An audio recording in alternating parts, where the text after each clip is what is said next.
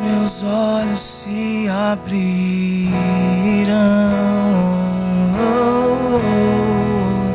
me escondi. Eu não era mais o mesmo.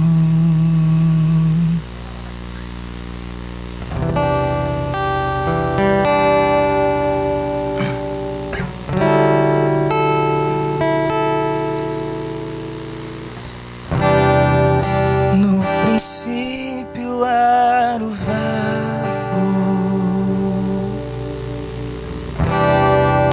e o Verbo estava no princípio com Deus, pois o Verbo era Deus.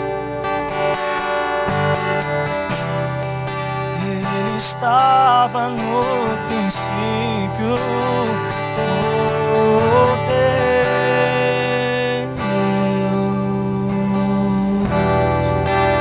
Oh Deus.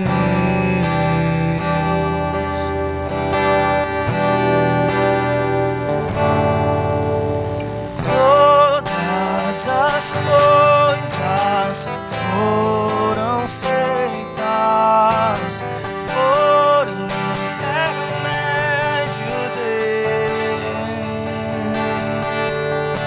e sem ele nada do que foi feito existiria. Enfim, nele estava a vida, e era a luz dos homens, luz que resplandece, as trevas não prevalecem. Nele estava a vida, e era a luz dos homens, luz que resplandece, e as trevas não prevalecem.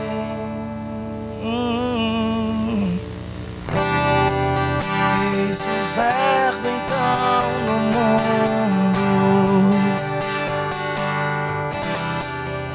mas o mundo que era seu não o conheceu. Ele veio para os seus,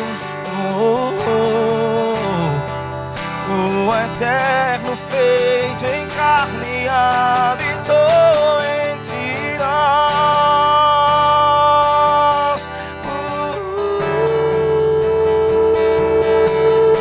Que todos aqueles que o conhecerão foram gerados em Deus.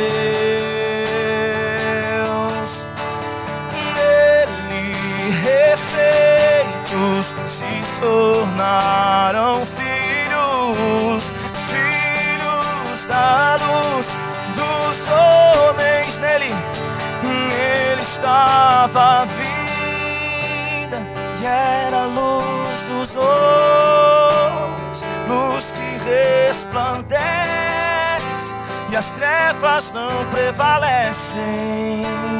Nele estava a vida, e era a luz dos homens, luz que resplandece, e as trevas não prevalecem.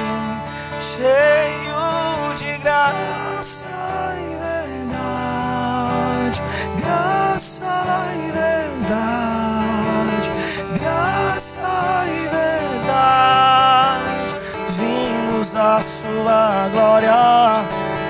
Graça e verdade, graça e verdade, graça e verdade, vimos a sua glória. Cheio de graça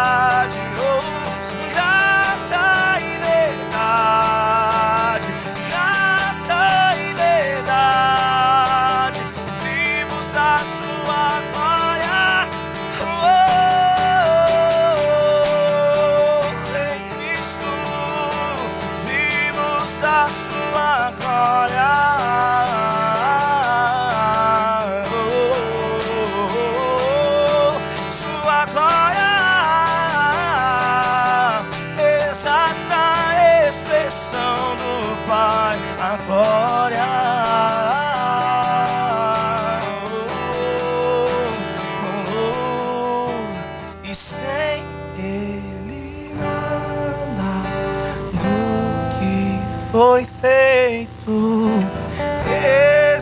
existiria, enfim.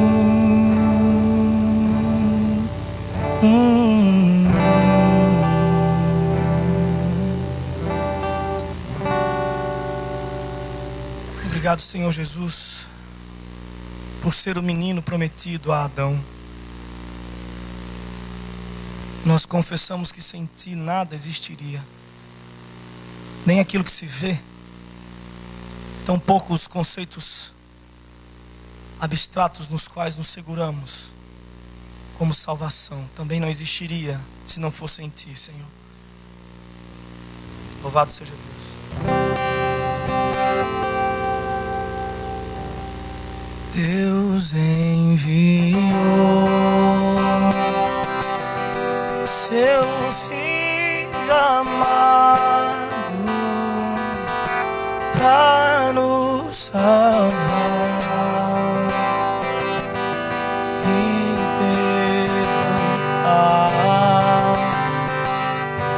na cruz morrer por meus pecados, mas Jesus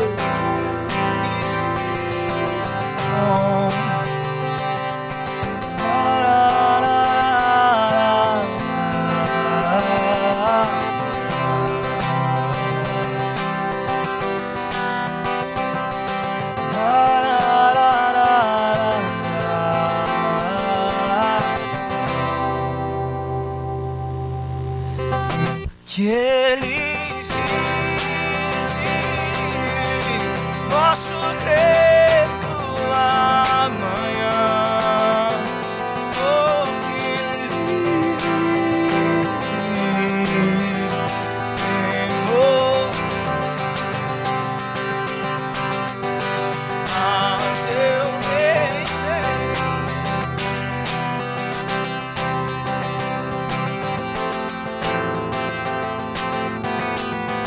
está nas mãos do meu Jesus.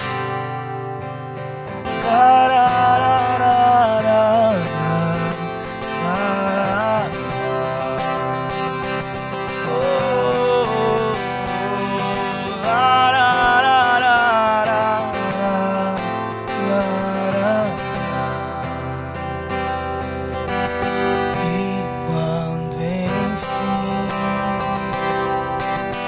chegar a hora em que a morte enfrentarei, sem medo então eu sei em Ti terei vitória.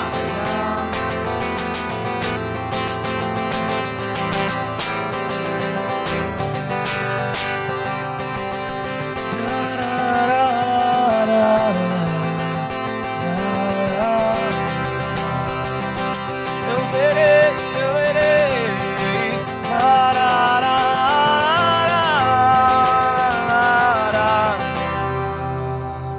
porque Ele vive, porque Ele vive, eu posso ver, eu posso crer. Temor não há, mas eu bem sei,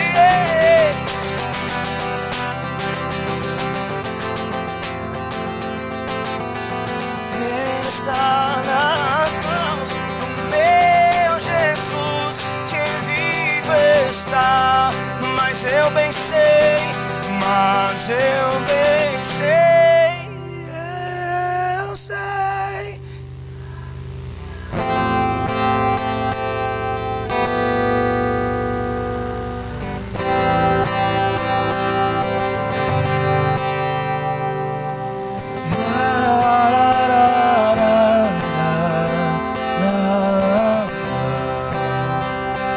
estamos seguros nele para sempre.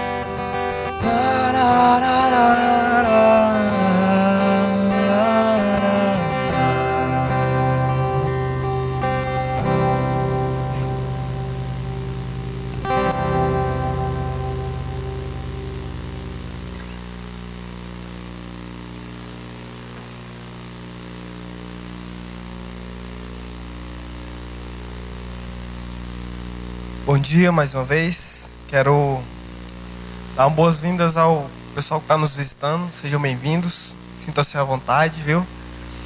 E hoje, ontem a gente teve o Marco pregando aqui. Hoje a gente tem o Pedro Pamplona. Chegando aí, Pedro. Tem a cara de menino, né? Novo. Que legal. Que bom que a gente pode ter dois, né? A gente cresceu mesmo. A conferência cresceu. Ano passado foi a primeira, a gente teve um. Esse ano é a segunda, a gente trouxe 2. Quando chegar na quinta, a gente vai trazer 5. Então é isso, vou passar a palavra para ele, né? Fica à vontade, irmão. Deus abençoe. Bom dia, pessoal. Graça e paz da parte do Senhor Jesus Cristo. Amém. Deixa eu dar as boas-vindas aqui também, me apresentar, né? Muito feliz por estar aqui. Eu sou empolgado, assim, quando eu vejo movimentos de jovens cristãos, seja na igreja, seja em conferências, em acampamentos, retiros, enfim. Isso me alegra muito. Eu sou jovem, né? Participo dessas coisas até hoje e me alegra demais ver a organização dos jovens e que a igreja apoia, os pastores apoiam, os pais apoiam. Isso me alegra demais. Então é um prazer, é uma alegria grande e espero que Deus faça muita coisa nesses dias aqui. Acho que Ele já tem feito, né? Marco tem umas músicas assim que me tocam, né?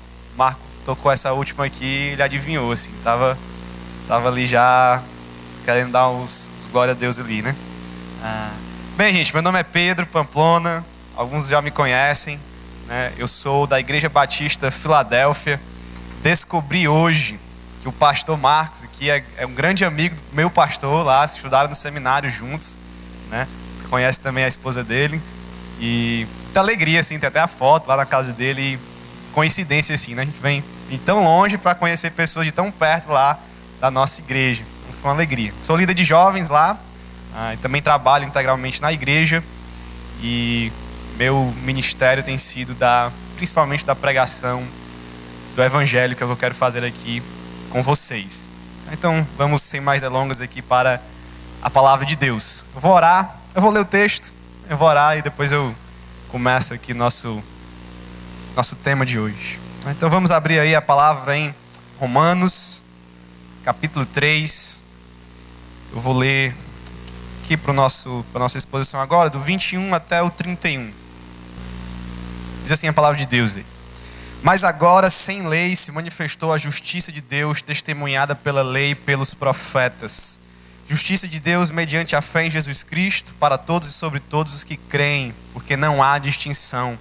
Pois todos pecaram e carecem da glória de Deus, sendo justificados gratuitamente por sua graça, mediante a redenção que há em Cristo Jesus, a quem Deus propôs no seu sangue como propiciação, mediante a fé, para manifestar a sua justiça, por Deus ter na sua tolerância deixado impunes os pecados anteriormente cometidos, tendo em vista a manifestação da sua justiça no tempo presente, para Ele mesmo ser justo e justificador daquele que tem fé em Jesus. Onde, pois, está a jactância, ou a vanglória, né, em outras traduções? Foi de todo excluída? Por que lei das obras? Não, pelo contrário, pela lei da fé. Concluímos, pois, que o homem é justificado pela fé, independente das obras da lei. É porventura Deus somente dos judeus? Não é também dos gentios? Sim, também dos gentios. Visto que Deus é um só, o qual justificará por fé o circunciso, e mediante a fé o incircunciso. Anulamos, pois, a lei pela fé? Não, de maneira nenhuma. Antes, confirmamos a lei. Tem a sua palavra, a palavra de Deus. Vamos orar. Senhor nosso Deus, essa é a tua palavra, Senhor. E diante dela o teu povo, Senhor, e apregando o teu servo. Então a glória desse momento é somente tua, Senhor. Nós rogamos ao teu Espírito, Deus, que fale aos nossos corações. Nós não queremos aqui meras palestras, aulas, Senhor, mas poder do teu Espírito atuando pela tua santa palavra, Senhor. Que isso nos motive a estar aqui na tua casa. Que isso, Senhor, transforme os nossos corações. Nós queremos aprender mais do teu evangelho, da graça, da fé e da pessoa e da obra de Jesus Cristo. Que o Senhor nos abençoe aqui. Que o Senhor nos tire daqui, Senhor, diferentes, mais apaixonados ainda pela mensagem da cruz. Nós oramos assim no nome de Jesus. Amém. Amém. Então, gente, deixa eu explicar primeiro o que nós vamos fazer. Nós estamos numa conferência aqui que tem o tema da Reforma Protestante e eu fiquei aqui encarregado, né, de falar sobre Jesus Cristo, a graça e a fé. Essa é a ordem que eu vou seguir. Hoje falar de solos Cristo, está aparecendo aí, né? Já eu saio da frente aqui, né? Depois só a graça e por último só a fé, né? Depois o Marcos vai vir com Soli Deo Glória. O que eu separei aqui foi uma exposição desse texto que nós acabamos de ler. Então, em todos os 3 momentos eu vou voltar a esse texto aqui, eu vou usar esse texto de Romanos para falar sobre só a graça, só a fé e só Jesus Cristo. Por que essa minha escolha? Primeiro porque eu prezo pela pregação expositiva. E esse é um dos grandes legados da Reforma, né? Calvino foi o maior expositor, depois de Paulo, né, que escreveu o Novo Testamento quase inteiro. Calvino foi o grande expositor da Bíblia, da história. Ele expôs quase a Bíblia inteira. Ele pregava todos os dias da semana durante um período, expondo versículo a versículo. Então a Reforma nos deixou esse legado de alguém que vem aqui, abre a Escritura e prega aquilo que está escrito, segue o roteiro que o próprio autor bíblico segue, e é isso que eu quero fazer. É um legado da Reforma. Então na conferência da Reforma eu quero expor um texto aqui das Escrituras. Segundo motivo, outro legado que a Reforma deixou foi a volta às fontes. O movimento da Renascença no século XVI, quando começou a voltar ao pensamento intelectual, a voltar às fontes, digamos assim, o ad fontes, né? Os estudiosos daquele tempo começaram a voltar a ler os grandes filósofos do passado, porque eles queriam conhecer aquilo que eles estavam dizendo diretamente das fontes. Isso foi manifesto na igreja, com as pessoas querendo ir até a fonte da igreja, que é a palavra de Deus. Então Lutero é um desses, digamos, que está voltando às fontes. Ele queria saber, ele queria conhecer a palavra de Deus e ver o que realmente a palavra dizia e não o que a igreja estava dizendo. E se a igreja e a palavra estavam concordando, tudo bem. Se não, Lutero queria ficar com a palavra. Então é marca da Reforma um retorno à palavra de Deus como a influência do espírito da Renascença, do retorno às fontes originais. É por isso que ele vai se dedicar tanto a traduzir a palavra de Deus para o vernáculo, né, para a língua do povo, para o alemão. Nós temos esse outro legado de centralizar a nossa palavra, a nossa pregação, a nossa vida nas Escrituras. O motivo que eu escolhi Romanos, acho que alguns de vocês devem saber.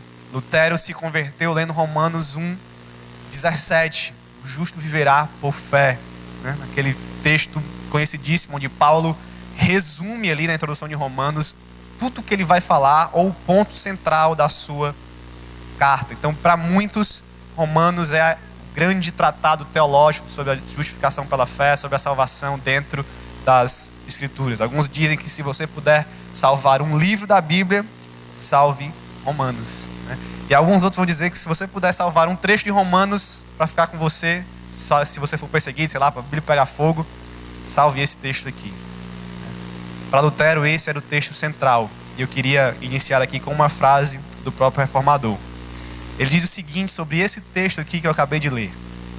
O principal ponto e lugar mais... Esse é o principal ponto e lugar mais central da epístola, assim como de toda a Bíblia. O texto que nós acabamos de ler é um texto fundamental para a Reforma Protestante. O que Lutero fez aqui foi... O que Paulo fez aqui foi... Ele disse lá que nós viveríamos pela fé, em Romanos 1:17, ali estava na introdução, e aqui ele vai desenvolver no capítulo 3, no 4 e até o 5, que justificação é essa? Que fé é essa que o justo vive por ela? Que obra de Deus é essa? Então nós vamos fazer aqui uma introdução. Hoje eu vou ter um tom mais, digamos, introdutório, de ser seguir bem o texto, assim, que eu quero que vocês entendam essa passagem para nós seguirmos adiante com os 3 temas.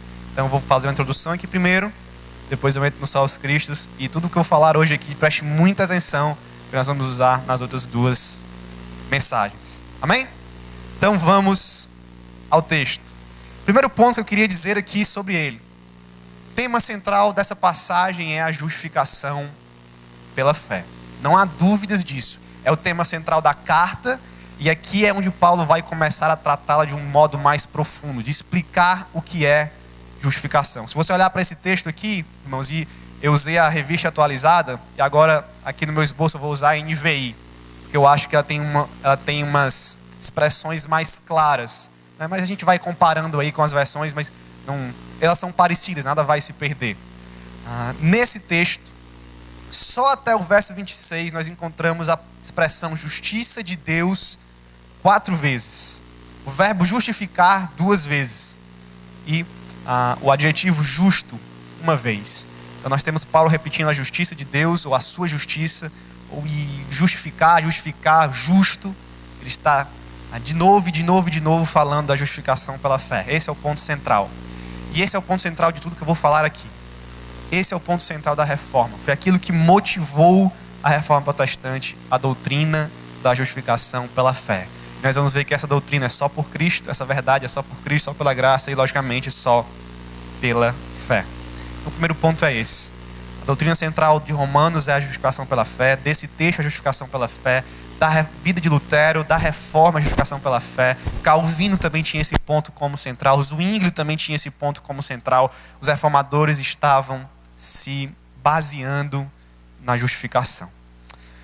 Em segundo lugar, eu quero que você entenda aí a linha lógica dos argumentos de Paulo nesses textos. E tem um versículo, tem um slide aí que eu queria que o Felipe colocasse. Certo? Então nós vamos do verso 21 até o verso 31.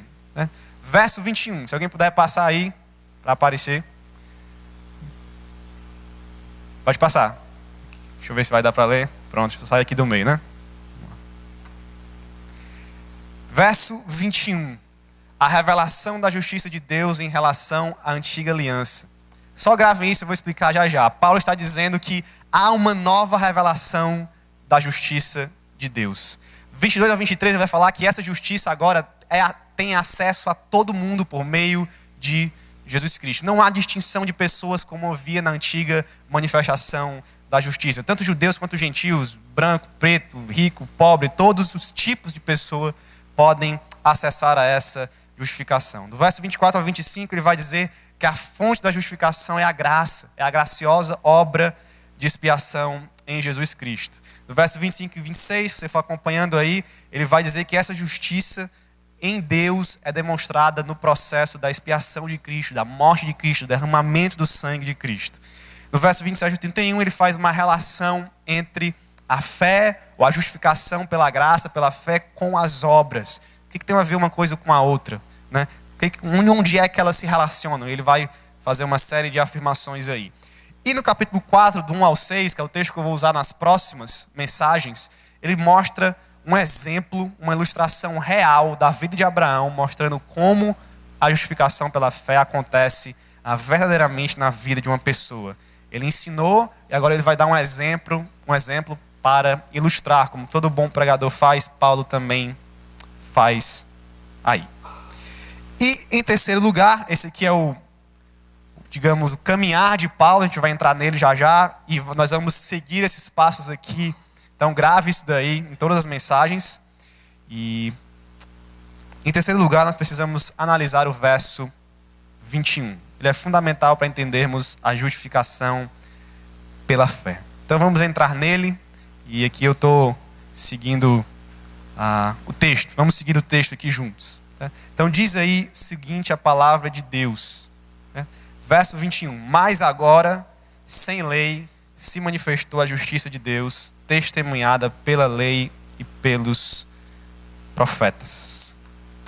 A expressão mais agora é muito importante. Paulo está falando, a gente já entende isso em português, né? Paulo está falando de um assunto, até o capítulo 3, verso 20, Paulo está falando de algo, e agora ele vai dar um contraste, uma oposição a esse algo que ele vem falando. Mas agora, então há um elemento de conexão aí. Está falando de uma realidade, ele vai apresentar agora uma realidade oposta, né? Que realidade é essa que Paulo está se opondo? Se nós lermos aqui Romanos, abrimos aí no capítulo 1, você vai ver que ele primeiro introduz a carta, né? Faz uma introdução aí até o verso 17, que é onde ele mostra aí o ápice da carta. E a partir do verso 18 até o 3:20, ele vai falar sobre a condição pecaminosa do homem. Então nós temos textos conhecidos aqui, como no capítulo 1, onde ele vai dizer no verso 23 que o homem trocou a imagem do Criador pelas criaturas, trocou a glória do Deus invisível, tem idolatrado e tem sido entregue às paixões mundanas, aos pecados, né? O homem tem sido totalmente depravado na sua idolatria, no seu distanciamento de Deus. Então Paulo vai falar da realidade do pecado humano. No capítulo 2 ele faz um apelo assim aos judeus, dizendo: olha, mesmos vocês que tiveram os oráculos de Deus, que receberam as revelações especiais de Deus, as alianças de Deus, mesmo vocês são pecadores, estão longe. A circuncisão, o fato de vocês serem da etnia de Israel não vai ajudar aqui, porque há pecado entre todos os povos, tanto para judeus quanto para gentios. E no capítulo 3 ele vai a fundo assim na condição pecadora do homem. Nós temos aí no verso 9 aquele versículo conhecidíssimo até o 18, né? O que se conclui? Temos nós alguma vantagem? Não, de forma nenhuma. Pois já temos demonstrado que todos, tanto judeus como gregos, estão debaixo do pecado. E ele diz uma coisa, né? Não há nenhum justo. Nenhum sequer. O que Paulo está tentando resumir do capítulo 1 até o 3 aqui de Romanos é: não há nenhum justo. Ninguém. Ninguém cumpre os requisitos de Deus para ser justo diante dele, para ter o direito de estar diante de Deus, para ter o direito da vida eterna ao lado de Deus. Ninguém, nem judeus, nem gentios. Mas agora Paulo vai falar de outra coisa, de algo que resolve essa situação. Então Paulo introduz isso daí, esse termo, para mostrar que uma reviravolta aconteceu, para mostrar que vem algo novo que vai fazer possível que esses injustos possam se relacionar com Deus. E o que ele propõe é uma manifestação de uma justiça, uma nova manifestação da justiça. Diz aí a palavra assim: mas agora se manifestou uma justiça que provém de Deus. A novidade que Paulo está falando é uma nova manifestação da justiça. Isso fica claro aqui só da gente ler o texto, né? Paulo está falando do pecado, não há nenhum justo. Paulo está falando que há uma novidade agora, que ele vai explicar. E essa novidade ele qualifica aqui como uma nova manifestação da justiça de Deus. Isso leva a gente a concluir que havia uma antiga manifestação, um tipo de manifestação diferente, que mudou, e agora há uma nova forma em que Deus manifesta a sua justiça. Que forma é essa? Paulo continua escrevendo no verso: independente da lei, ou como pode estar aqui na revista atualizada, a parte da lei. Então, há algo novo, é uma nova manifestação da justiça, e essa nova manifestação da justiça é independente da lei. Não leva, digamos, a lei em consideração para essa manifestação de justiça. Se nós pensarmos ao contrário, novamente, nós vamos ver que antigamente, antes disso aqui que Paulo está falando, havia uma manifestação antiga e que, por contraste, essa manifestação dependia da lei. Então, o que Paulo está tentando dizer aqui é o seguinte: há uma nova manifestação da justiça, que não depende mais da lei, das obras da lei. Tem outro slide aí, pode passar só para a gente... Esse é o esquema aí, certo? Do argumento de Paulo até agora. Mas agora, Paulo introduz uma grande novidade. Se manifestou uma justiça que provém de Deus. A novidade é uma manifestação diferente da justiça, independente da lei. Essa diferença está no fato de ser independente da lei. É bem óbvio o caminho de Paulo seguindo aqui os seus argumentos. O que nós precisamos responder é: o que significa ser independente da lei. E aqui é uma discussão enorme na teologia, mas a maioria dos comentaristas e teólogos concordam, e eu quero só resumir esse ponto. Na antiga aliança, Deus deu ao seu povo de Israel, na aliança lá mosaica no Monte Sinai, uma lei. E Deus manifesta o seu caráter e a sua justiça através dessa lei que ele deu ao seu povo de Israel. Aquela ali é a forma de Deus manifestar a sua justiça. E aqui está mostrando ali a santidade de Deus, a retidão de Deus e o que deveria o homem fazer para também ser justo. Deus manifestava a sua justiça daquela forma.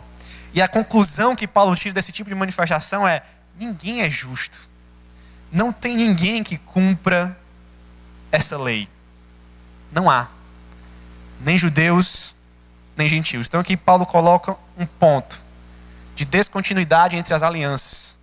Aquela manifestação da justiça que dependia da lei passou. Há algo novo aqui. Há algo que vai fazer diferença. Há uma nova manifestação. Não é mais pela lei que Deus tem demonstrado a sua justiça, principalmente. Não é mais pela lei que homens se tornam justos diante de Deus. Não depende mais das nossas obras da lei. Está parecendo estranho, né? E antigamente dependia. Paulo vai explicar esse ponto. No final do verso 21, ele diz o seguinte: da qual testemunham a lei e os profetas. Então Paulo está dizendo o seguinte, continue comigo no raciocínio. Há uma novidade, é uma nova manifestação da justiça.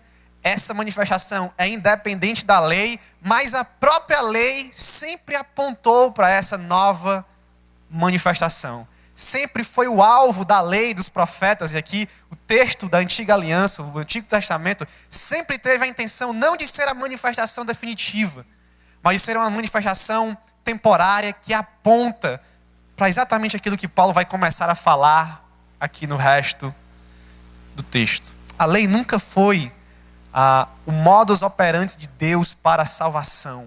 E nós vamos ver isso nas próximas mensagens com o exemplo de Abraão, que não foi salvo nem justificado porque cumpriu a lei, mas porque creu. Então, Paulo está dizendo, nós temos uma novidade, uma nova manifestação que é independente da lei, mas que a própria lei apontava para ela. Então, passa aí mais um slide que a gente completa o pensamento de Paulo. Tá aí, né? Tá não? Então bora. Já vai acabar os slides, mas a gente dá para afastar. Deixa eu ir falando aqui, né, enquanto isso. Então, o negócio falando negócio cearense. O fluxo daí é esse, né? Mas agora se manifestou uma justiça que provém de Deus, independente da lei, da qual a própria lei e os profetas sempre apontaram. Dando para ver agora? Tá não, né? Pronto? Pronto, deu certo. Então, esse aí, em resumo, é o pensamento de Paulo. Né? Vai vir algo novo aí. Algo que já era apontado. E é algo que não depende da lei. Esse algo novo, só para que você entenda de toda a complexidade que Paulo está falando, de toda a mudança que houve de alianças, de manifestação da justiça de Deus, é exatamente a justificação pela fé. E Paulo vai tratar disso exatamente nesses 3 pontos do solas. Agora não depende mais da lei, mas é uma manifestação que tem que se manifestado em Cristo, pela graça e pela fé. No resto do texto aqui, versículo 22 até o 31, até o capítulo 4, Paulo vai explicar que nova manifestação é essa. Por meio de quem ela ocorre, como ela se aplica a nós. E é o que nós vamos fazer a partir de agora. O que nós veremos no restante do texto é exatamente a apresentação de Paulo dessa nova aliança somente em Cristo, essa nova manifestação somente na graça e somente pela fé. É uma novidade tremenda do Evangelho. E tudo que nós vamos ver aqui é o Evangelho na sua pureza. Naquilo que Cristo fez por nós, naquilo que Deus fez por nós, naquilo que o Espírito Santo fez por nós. Então vamos entrar aí no tema de somente Jesus Cristo. Esse tema está saltando aos nossos olhos a partir desse texto. E lembre-se, né? É uma nova manifestação. Aquela que sempre foi a ideia de Deus e que a antiga manifestação só apontava para ela. Se nós olharmos para o texto, e aí eu quero que você acompanhe comigo a sua Bíblia aí, do verso 22 até o 26, hoje eu não vou usar o resto do texto, vou ficar só do 21 até o 26. Se nós olharmos, nós vamos ver também que a presença aí do nome de Jesus Cristo é muito grande, né?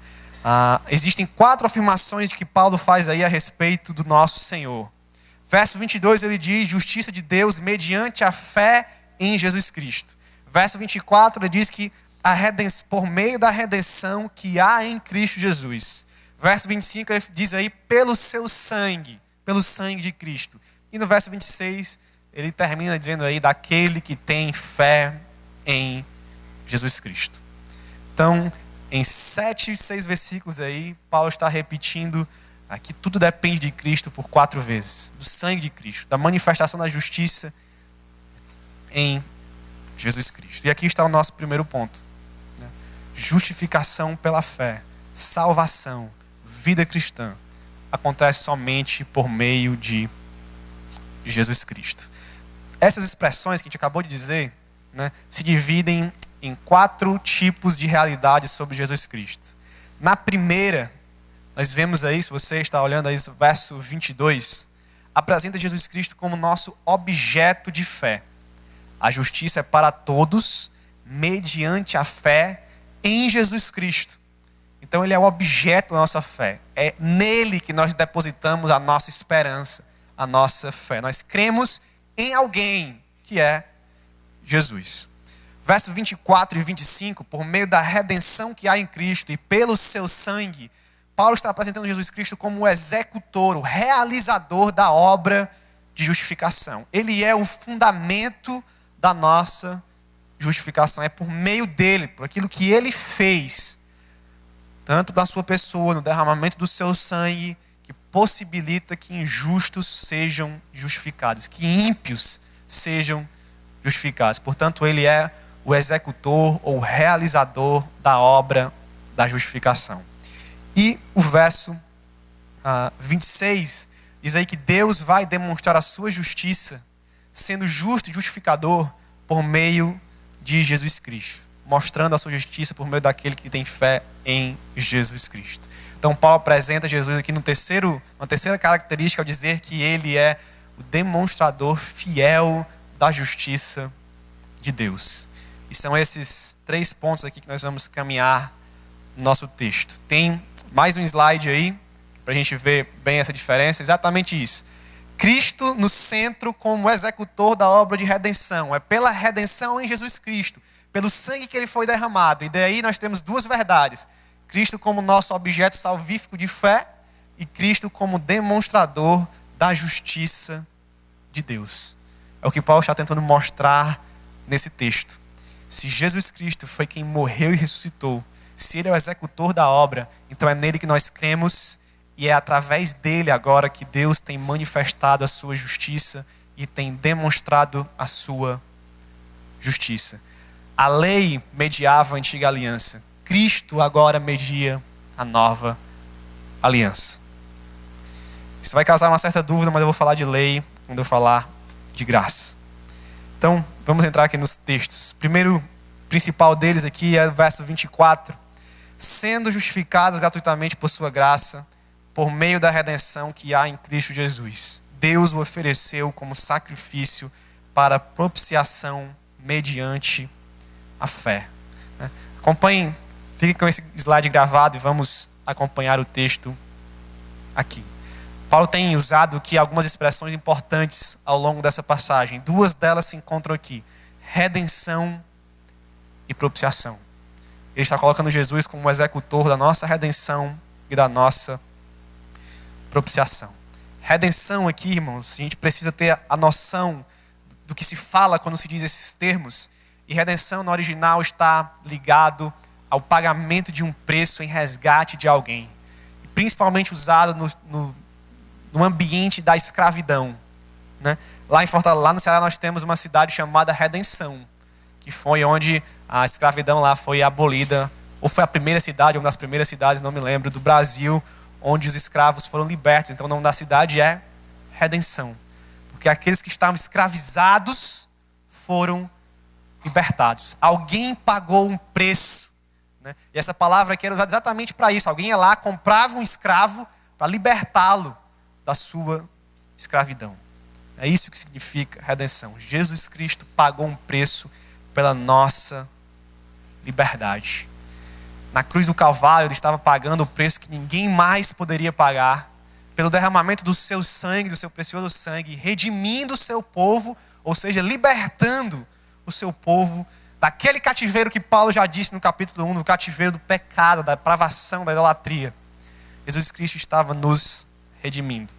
E aqui é importante dizer, só para que fique claro, né, os reformadores falaram disso também, que por muito tempo na história da igreja, os teólogos criam que Jesus estava pagando um resgate a Satanás.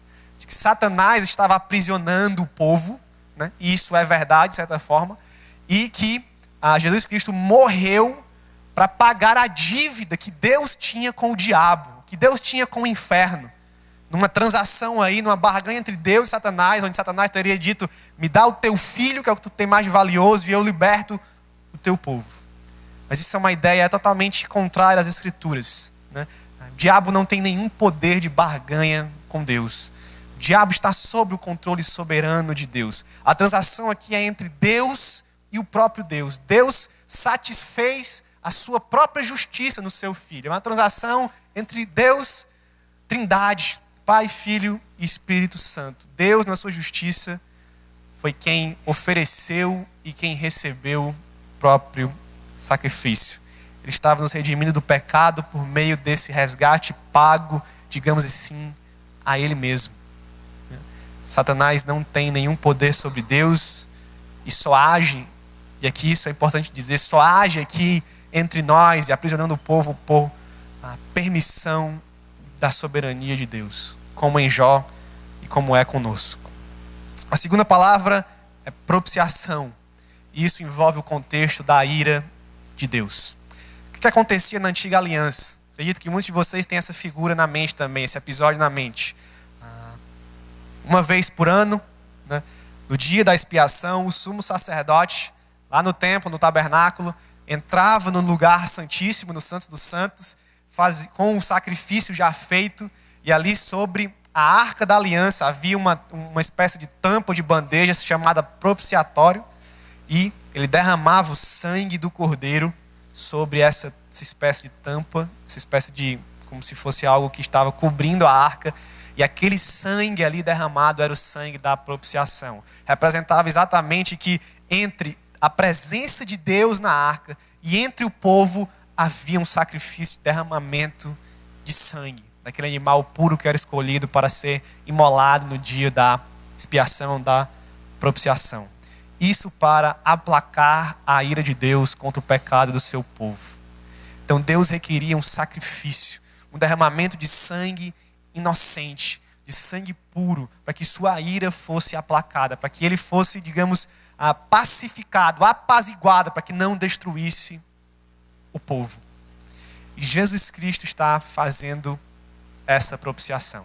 Já fez, na verdade, né? Paulo está aqui falando dela. E a beleza aqui do Evangelho é que Jesus Cristo é tanto o sumo sacerdote que entra para fazer o sacrifício, como ele mesmo também é o próprio sacrifício. É o Cordeiro de Deus que tira o pecado do mundo. Foi o Cordeiro imolado que derramou o seu sangue, como Paulo está dizendo aqui. Pelo seu sangue nós fomos propiciados. Deus foi propiciado, melhor dizendo, a nós. Sua ira foi apaziguada. Não há mais uma relação apenas de ira contra o pecado e de condenação, mas Deus ofereceu propiciação por meio do seu Filho. E assim como só o sumo sacerdote poderia entrar naquele lugar, depois de todo um ritual, depois de toda uma lavagem, né? Inclusive era amarrado uma corda no pé dele, para que se ele fosse fulminado por Deus lá, ninguém poderia entrar, então a pessoa puxaria ele. Deus adentrou no Santos dos Santos. Deus foi o próprio sacrifício, e ele rasgou as cortinas do tabernáculo. Nós temos acesso agora. Esse foi outro ponto da reforma, de legado da reforma. O sacerdócio universal de todos os crentes. Todos têm acesso. Não só um clero, não só o Papa, não só homens escolhidos e ordenados, mas todos agora podem, por meio do sangue de Jesus Cristo, ter acesso diante de Deus. Jesus Cristo, e somente Ele é o executor da justificação somente pela fé. Só Ele poderia fazer isso. Só Ele, Deus homem, Deus que encarnou, o verbo, como nós cantamos aqui, que se fez carne. Só Jesus Cristo, na sua dupla natureza, humana e divina, poderia pagar o preço do nosso resgate e derramar o sangue da nossa propiciação. Sempre quando você ouvir algo sobre Jesus Cristo, sobre o Evangelho de Jesus Cristo, lembre-se que Ele não é só Deus e que Ele não é só homem. Nós temos uma pessoa em Jesus Cristo e duas naturezas que não são divididas. Não é uma parte humana nem uma parte divina. Jesus Cristo, de um modo sobrenatural e misterioso, é 100% homem e 100% Deus. Por que isso é importante, gente? Levando aqui mais para a área da teologia sistemática.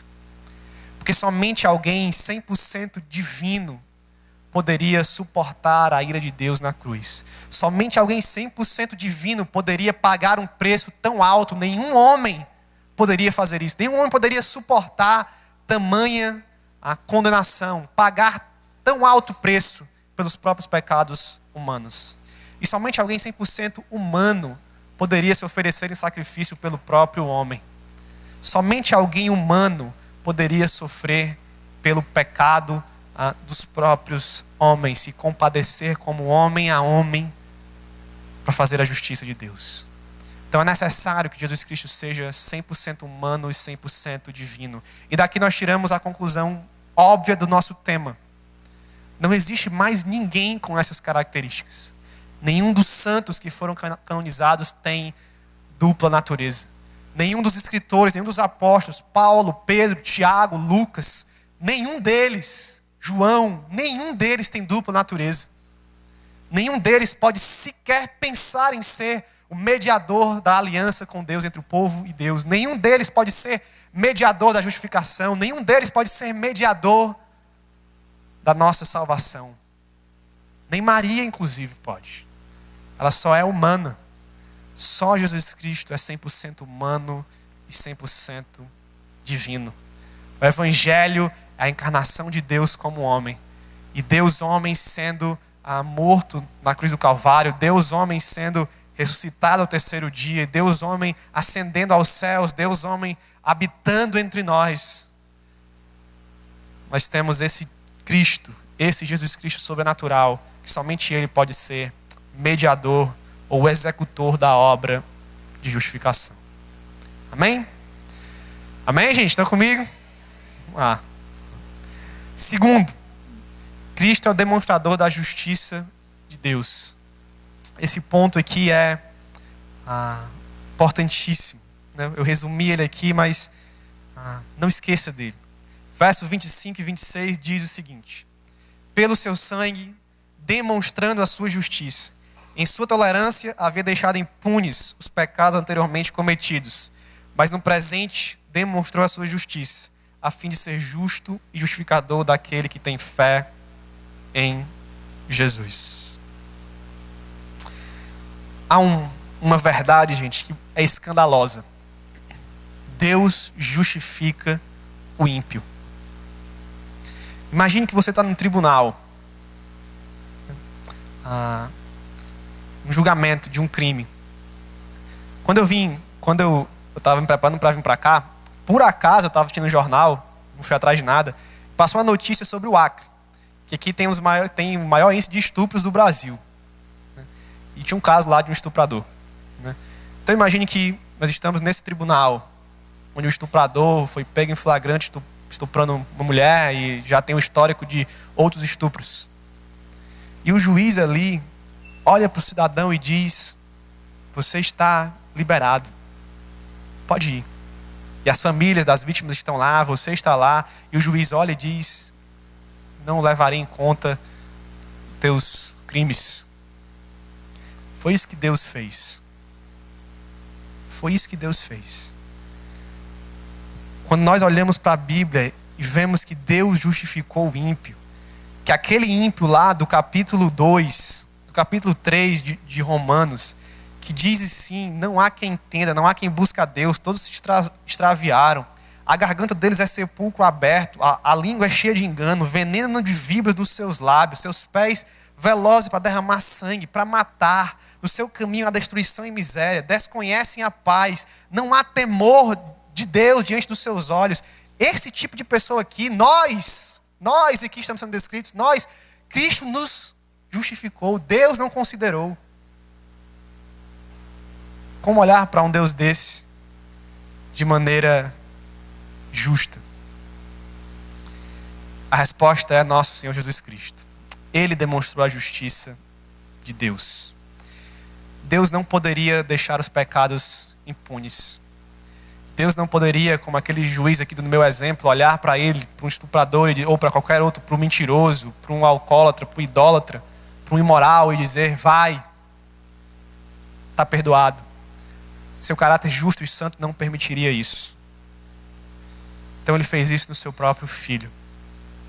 Naquele inocente, no Deus homem, que não havia pecado, pelo seu sangue, pelo derramamento do sangue do Cordeiro, do Filho de Deus, do unigênito de Deus, Deus demonstrou a sua justiça. Aqueles pecados que antes da cruz estavam sendo tolerados por Deus, que Deus estava com paciência, aguardando o momento de demonstrar a sua justiça em Cristo, na cruz do Calvário, não poderiam passar impunes. E Paulo está dizendo aqui, não passou. Deus, além de justificador, também é justo. Alguém precisaria pagar o preço, alguém precisaria demonstrar a justiça de Deus, e nós acabamos de ver que só Jesus Cristo poderia fazer isso, como Deus e homem. E essa é a maior demonstração de amor que nós temos. 1 João capítulo 4, verso 10 diz o seguinte: nisto consiste o amor, não em que nós tenhamos amado a Deus, em primeiro lugar, mas em que Ele nos amou e enviou o seu Filho como propiciação pelos nossos pecados. Deus escolheu pegar o seu único filho e puni-lo naquele pior sofrimento da história, naquela cruz, derramando o seu sangue para salvar aqueles estupradores que estão nos bancos dos tribunais, os réus, para salvar as nossas vidas aqui. Jesus levou sobre si o nosso pecado. Só Ele poderia fazer isso. Ninguém mais.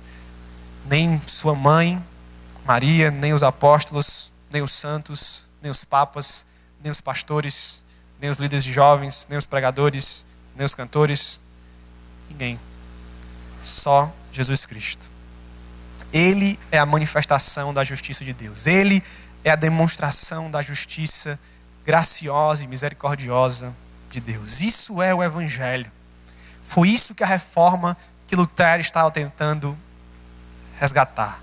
No meio de um mundo de indulgências, de comprar passes para o céu, de comprar terrenos no céu, de comprar garantias de reduzir o tempo no purgatório, de tocar nas relíquias, nos ossos de Cristo, nas madeiras da cruz, nos ossos do jumento que carregou Cristo, nos ossos de Maria, nos ossos dos apóstolos, nos fios de cabelo de Jesus Cristo, na túnica de Jesus Cristo.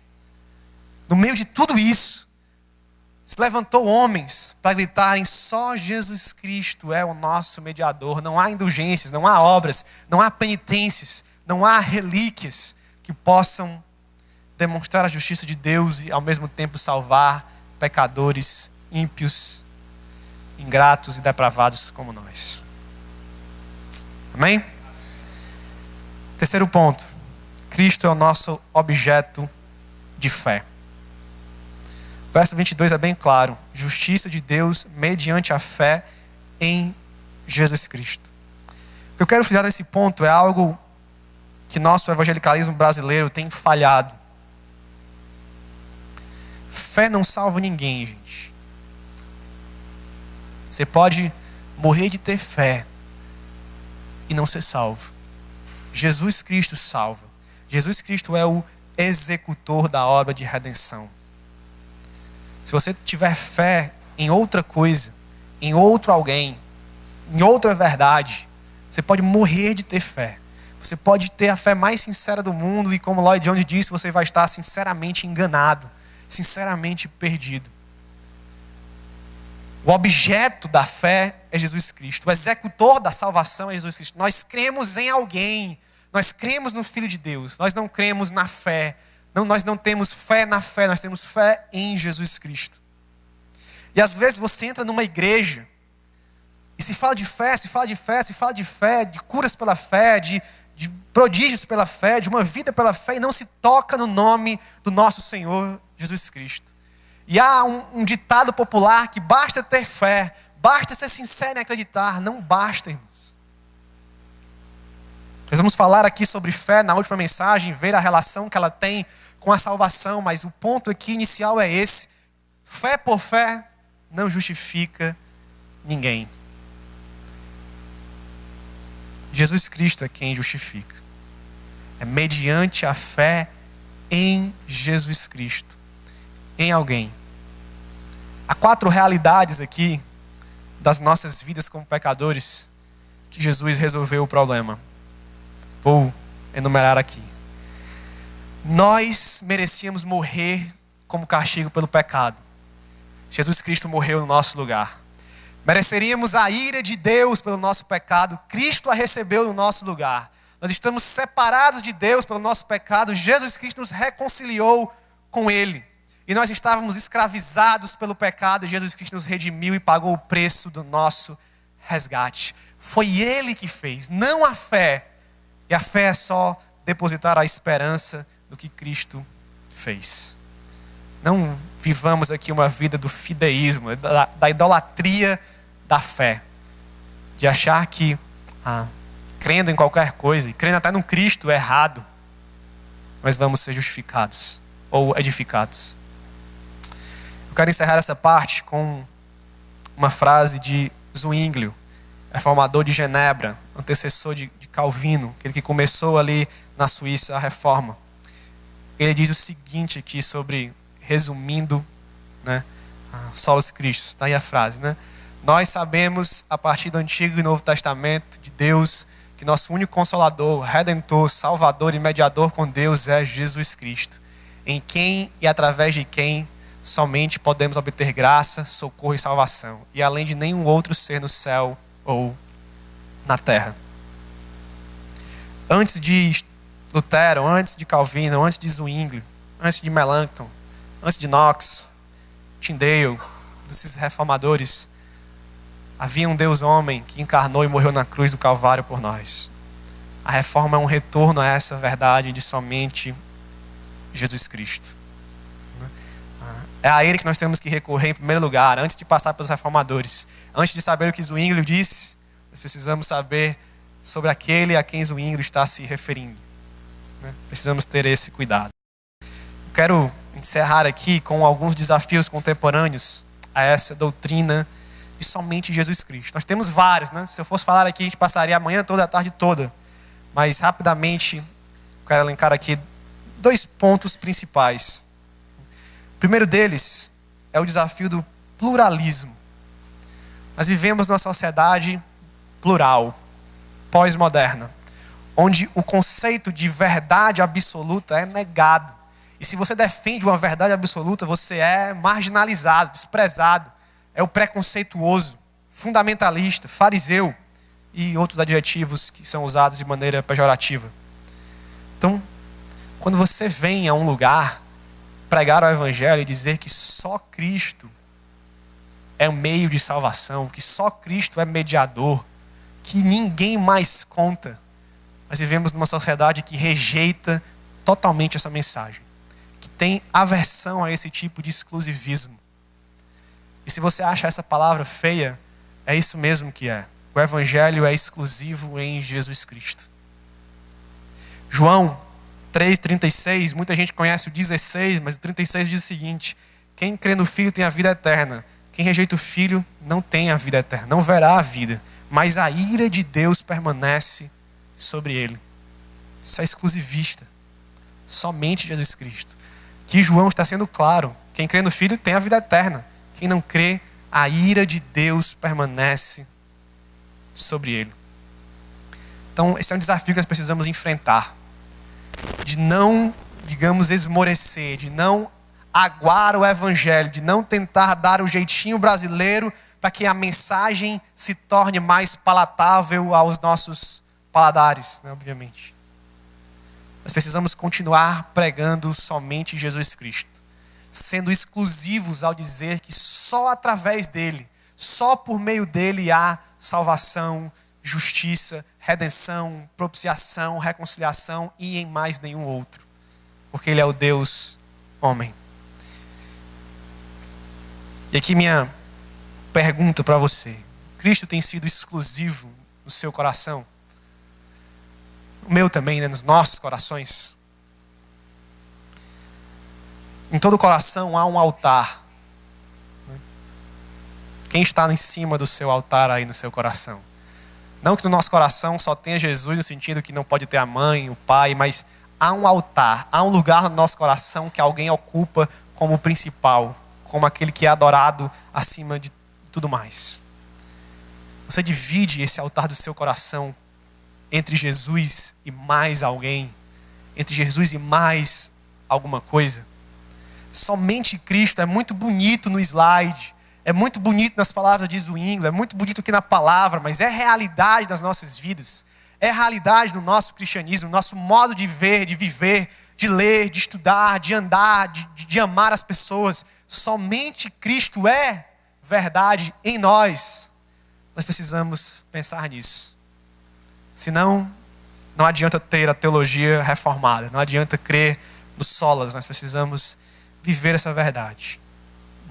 É necessário muita humildade para reconhecer que a nossa justiça não vale de nada e que a justiça que nós temos é de outro, vem de fora. E o meio ególatra que nós vivemos, orgulhoso que nós vivemos, não permite isso. Nós precisamos quebrar isso. Você é salvo por algo que outro fez. Você é justificado por algo que outro fez, não por nós mesmos. O segundo ponto aqui é sobre o Jesus que nós temos crido. Eu disse agora há pouco que fé é a fé em Jesus. E que mesmo que você creia num Jesus errado, né, você pode estar se perdendo. Ou sua vida cristã pode não estar sendo edificada ou vivida da maneira mais pura e mais saudável possível. Teologia liberal, ela empreendeu uma busca que nós chamamos de a busca pelo Jesus histórico. A teologia liberal, se nós fôssemos resumir aqui, nega a veracidade de toda a Escritura, assim, no sentido de que há coisas aqui que não são palavras de Deus, que não são verdadeiras, né? Nega muito do sobrenatural. Então é difícil para os teólogos liberais acreditarem, por exemplo, na dupla natureza de Cristo, na encarnação, na ressurreição de Cristo. Então eles buscam um Jesus histórico, porque creem que a figura de Jesus realmente existiu, né? E que ele foi alguém como Maomé, como Siddhartha Gautama, né? Esses outros mestres, esses outros profetas. Então eles buscam por esse Jesus, né? E essa busca tem influenciado muito a igreja. Por mais que a gente despreze assim, e tenha aversão à teologia liberal, eu espero pelo menos, eu tenho, mas isso influencia as nossas visões sobre Jesus Cristo. Eu queria aqui colocar 4 visões que podem, às vezes, balançar a nossa mente, nosso coração sobre Jesus, que tem a ver com essa busca de um Jesus mais histórico, não sobrenatural. Primeiro é o Jesus filósofo, como se ele fosse um grande pensador, como Aristóteles, Platão e outros. Segundo, um Jesus político, um grande líder, militante, alguém que briga pelo seu povo politicamente. Outros o veem como um Jesus caridoso, né? Um grande ajudador e defensor dos pobres, alguém que lutou pelos pobres, né? Ou, como eu classifiquei aqui, muito ligado a nós jovens, um Jesus maneiro, aquele grande amigão, cheio de carisma. O cara está do seu lado toda hora, né? Que vai se divertir com você e tal, que é seu amigo, seu parceiro, seu brother, tá aqui na mesma vibe e tal. Esse Jesus maneiro aí, né? Tudo isso aqui, gente, são detalhes verdadeiros sobre Jesus. Jesus foi um grande pensador, foi um grande professor, foi um grande mestre. Jesus foi um grande líder, não do jeito que pensava, mas foi um grande líder. Foi um grande defensor dos pobres, é um amigo ele tinha amigos, ele é um parceiro. Mas nada disso aqui é quem realmente Deus é, Jesus é na sua essência, na sua plenitude. E às vezes nós podemos focar nesse tipo de perfil aqui de Jesus, porque estamos buscando um Jesus meramente histórico. Um Jesus que é 100% divino, 100% humano, mas não é divino. Então, se você pensa num Jesus filósofo, seu cristianismo vai ser de vãs pensamentos, vãs ideias. Se Jesus é só um mestre, é só um filósofo, você vai se encher de conhecimento e a sua vida vai pro buraco. Se Jesus é um grande político, talvez você milite contra as causas, talvez você tome partido por alguma causa, algum partido, você vai brigar por isso no nome do cristianismo. Se Jesus é um grande caridoso, generoso, você vai agir para defender os pobres, para cuidar dos pobres. Sua vida vai ser pautada em boas obras, em caridade. Se Jesus é um cara maneiro, então nosso cristianismo, se ele é só isso, é um cristianismo de entretenimento, de coisas vazias, supérfluas, que vão acabar. Porque o tipo de Cristo que nós cremos define o tipo de cristianismo que nós vivemos. Só o Deus homem gera um cristianismo autêntico. Só a visão de Cristo como Messias, Deus homem, enxerga que ele fez aquilo que só ele poderia fazer e que afastou de nós aquilo que nós merecíamos. Só por meio dessa obra sobrenatural do Deus homem é que nós somos salvos e justificados. Só nessa visão de Cristo como Deus homem, Filho de Deus, membro da Trindade, que encarnou, que morreu, ressuscitou, só através disso nossas vidas são transformadas, edificadas da maneira correta. E nós possamos crer e viver esse cristianismo por meio desse Cristo. Né? Somente em Jesus Cristo nós podemos dizer sólida é o glória. Amém? Vamos orar. E nas próximas eu continuo aqui, depois dessa introdução, com somente a graça e somente a fé, explicando algumas coisas que eu deixei de explicar nessa mensagem. Vamos orar. Senhor, queremos te agradecer, queremos louvar o teu bendito e santo nome, porque foi por meio da obra de Jesus Cristo na cruz do Calvário que o Senhor demonstrou a justiça do Pai, que o Senhor nos salvou, nos redimiu, propiciou, Senhor. Foi pelo derramamento do teu sangue, sangue inocente, que nós, Senhor, culpados, condenados, fomos redimidos e salvos, Deus. Quão grande, quão bom é o teu evangelho, Senhor.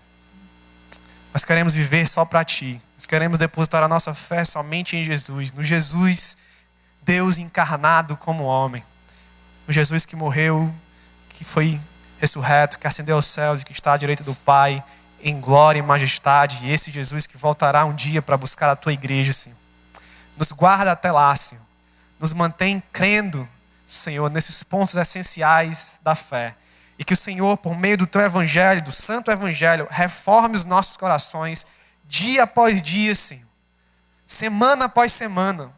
Para que possamos deixar, Senhor, o pecado e viver somente para Jesus. Obrigado por essa nova manifestação da tua justiça, a qual Deus justifica o ímpio por meio da graça, mediante a fé e somente por meio da mediação de Jesus Cristo. Nós oramos assim, no nome de Jesus.